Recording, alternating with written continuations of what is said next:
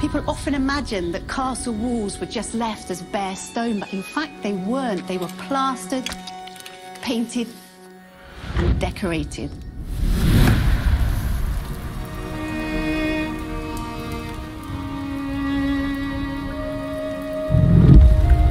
The process of making medieval paint begins in a quarry.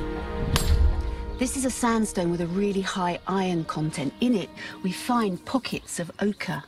This is iron oxide, like rust, and the ochre is one of the main ingredients in pigment making. First, the ochre is crushed into a fine powder. The finer the particles in paints, the better the paint will be.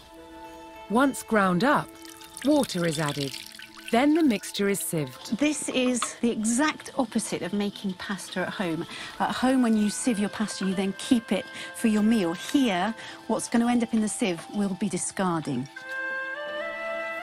What's needed are the tiny particles suspended in the water. Once it's dry, it's going to look something like this. You can see that all the water has evaporated, leaving just this very fine crust, which will then be ground into the fine pigment which is used to make paint. But ochre's colour palette doesn't end there. If it's heated, something magical happens. Yellow ochre turns red. And heating it for even longer creates a whole spectrum of colours. It's been burnt for over 72 hours at 1,000 degrees Celsius, and that gives us this incredible purple colour. To turn the pigment into paint, it's bound together with egg and tree sap.